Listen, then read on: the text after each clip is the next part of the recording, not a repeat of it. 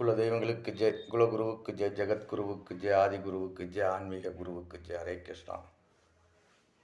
நேற்றைய பதிவில் 2026 தேர்தல் என்பதற்கு பதிலாக 2006 என்று இருமுறை தவறாக குறிப்பிட்டு விட்டேன்.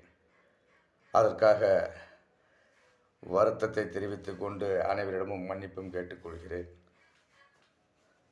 தவறை திருத்திக் கொள்வதே மனித நேயத்தின் முதல் படியாகும். ஹரே கிருஷ்ணா. இப்பதிவில் நாம் பார்க்க போவது அரசியலில் ஈடுபடும் நபர்கள் நிச்சயமாக உறுதியாக தெரிந்து கொள்ள வேண்டிய 5 வார்த்தைகளை பற்றிய விஷயம். ஆம், சென்ற வீடியோவில் இது பற்றி நான் தெரிவித்துள்ளேன். ஆனால் அதை யார் பார்த்தார்கள் என்பது, பார்க்காதவர்கள் யார் என்பதெல்லாம் தெரியவில்லை. இருப்பினும் அதை குறிப்பிடுகிறேன்.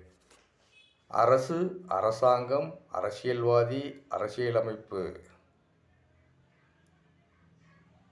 இதையெல்லாம் என்ன என்பதை தெரிந்தவர்கள் மட்டுமே அரசியலில் ஈடுபடுவது மிக மிக நல்லது.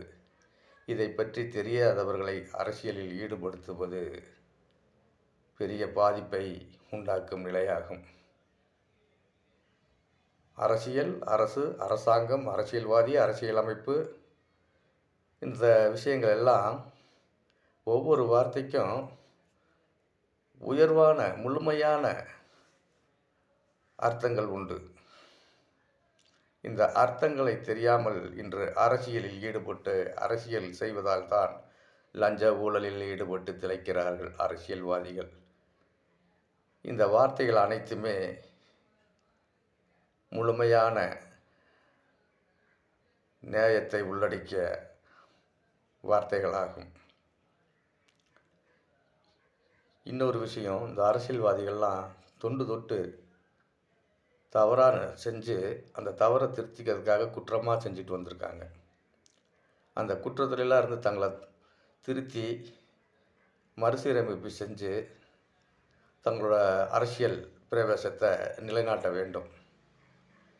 மனிதனுக்கு பெயர், புகழ், இது மட்டுமே அழியாத சொத்தாகும். மற்ற எந்த சொத்துமே அழியக்கூடிய சொத்துக்கள் தான் என்ற உண்மையை அரசியல் தலைவர்களாகட்டும், தொண்டர்களாகட்டும், பொதுமக்களாகட்டும் அனைவருமே புரிந்து செயல்பட வேண்டும்.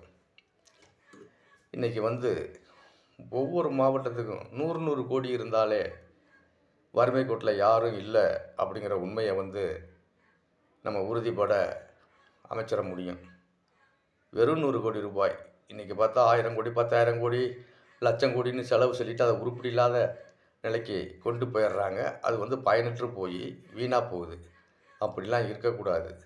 ஒவ்வொரு மாவட்டத்திலேயும் வறுமை கோட்டில் உள்ளவர்களை தேர்வு செய்து 100 கோடி ரூபாயை நிதி ஆதாரமாக ஒதுக்கி அந்த வறுமை கோட்டில் உள்ளவர்கள் அனைவருமே சுயதொழிலில் மேம்பட்டவர்களாக மாற்றலாம். இன்று வழங்குவதெல்லாம் சுயதொழில்களெல்லாம் சுயதொழில்கள ஒவ்வொருவரையும் முதலாளிகளாக மாற்றி அவர்களை நிலைநிறுத்தி வாழச் செய்வது தான் சரியான ஒரு நிலையாகும். வறுமையை போக்க உறுதியான ஒரு நிலையாகவும் அமையும்.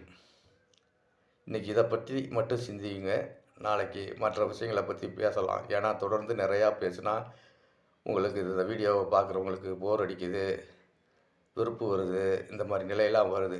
இனிமேல் உங்களுக்கு ரத்தின சுருக்கமாக 2 விஷயம் 3 விஷயத்தை மட்டும் சொல்லி என்னோடய வீடியோ பதிவை தொடங்கணும்னு முடிவு பண்ணியிருக்கேன்.